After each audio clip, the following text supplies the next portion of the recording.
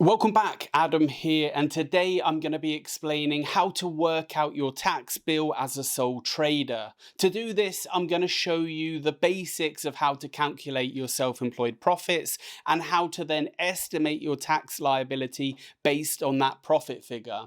I'll also show you how you can simplify the entire process using our Coconut accounting and bookkeeping software. Before we jump into today's video, don't forget to like the video and then subscribe for more tax content. The first step before you can start calculating your profit figure is to decide what basis of accounting you're going to use. This sounds complicated, but it's actually more straightforward than it sounds, as there are only two options. These are the cash basis of accounting, which simply means you account for transactions when the money is exchanged. So in terms of income, you would be declaring income as you receive it and expenditure when you actually pay for the goods or service. Then you have traditional accounting, which means you account for transactions when they are invoiced or billed. So for income, if you raise an invoice to a client and date it the 1st of April, but they don't pay until the end of the month, well, you would still recognize that income as of the 1st of April, even though you haven't received the money yet. The same would apply to expenditure. As you might expect, the cash basis tends to be considered a simpler approach and is usually better for cash flow, as you won't have to pay tax on income unless you've been paid. The cash basis is HMRC's default basis of accounting, so typically they would be expecting you to use this for your self-employment unless you have a more complicated setup that might require traditional accounting. Once you've decided on an accounting method, then you'll be able to calculate your profits from self-employment. To do this, you'll need an income figure and an expenditure figure. Now, I'm going to show you this on screen, and income should be fairly straightforward to calculate. It's just going to be a case of working through your accounting period and collating all of the information. The ideal scenario is that you have a separate business bank account for your self-employment, which will make the income easy to spot and easy to track. Now, depending on the type of business, it can be slightly more complicated, where you have cash sales that haven't been deposited to your bank account.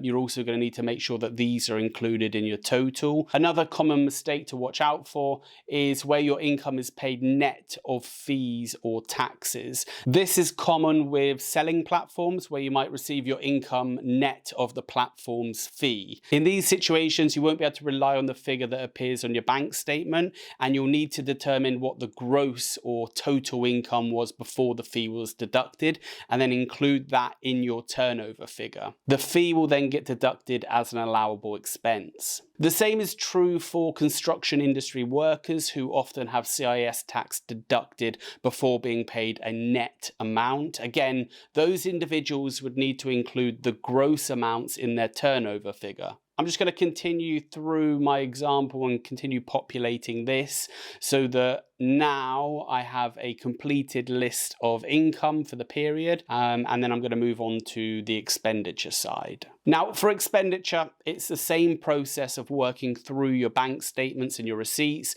and then collating that information for the accounting period. But there are a couple of things to be aware of.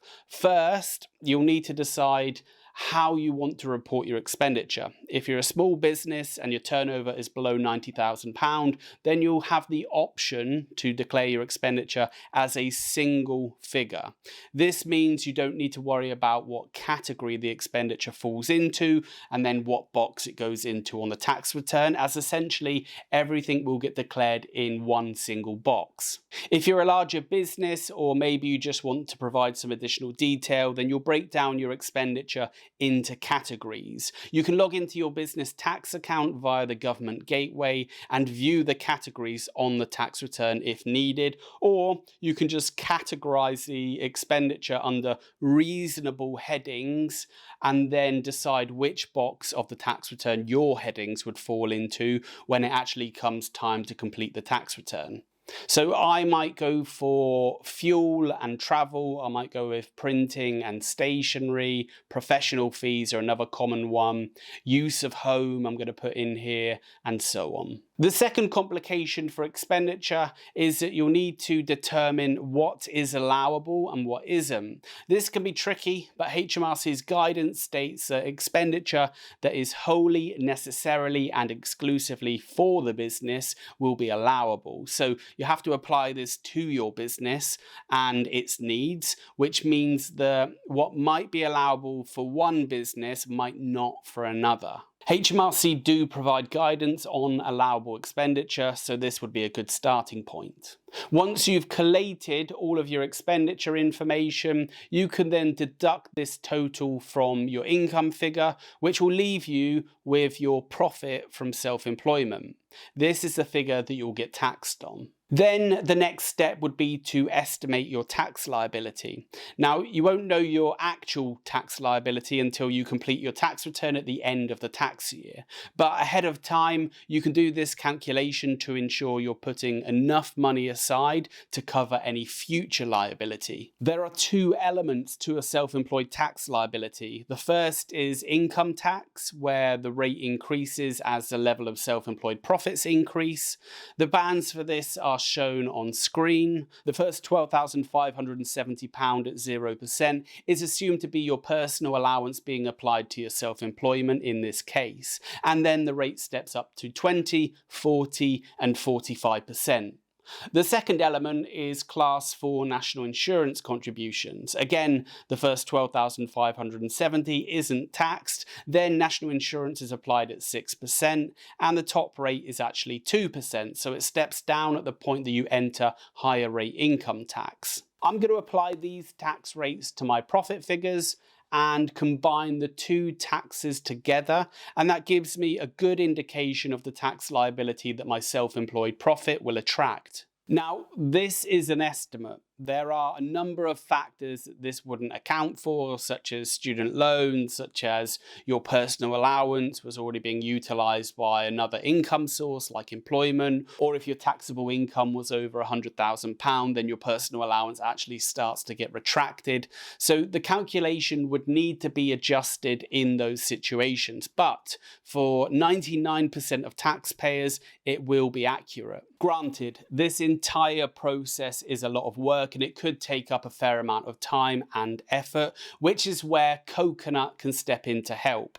Coconut is an invoicing and expense management software designed with sole traders in mind. I like to use the Coconut app to update my numbers and manage my finances on the go. Income for the tax year is tracked automatically as I raise invoices to my clients directly through the app, and the software will collate that information in line with the accounting method, cash accounting or traditional accounting that I choose. Expenditure is also simplified as I can link my business bank account and credit cards, creating an automated feed of transactions. All I need to do is categorize the transactions accordingly and snap photos of the receipts as I get them. I also have the ability to split transactions that have a personal and business element, so there's no need to worry about the mad rush at the end of the tax year. When it comes to my tax liability, this is tracked in real time with a tax calculation that updates with every transaction you add, so you're always on top of what you'll need to pay across to HMRC. As well as posting on the go with the Coconut app, you'll also have the ability to access the web version of the software for times where you need a deep dive into your numbers from a desk. That was the basics of how to calculate a self-employed profit and then estimate your tax liability. I hope you found that useful. Thank you for watching. See you next time.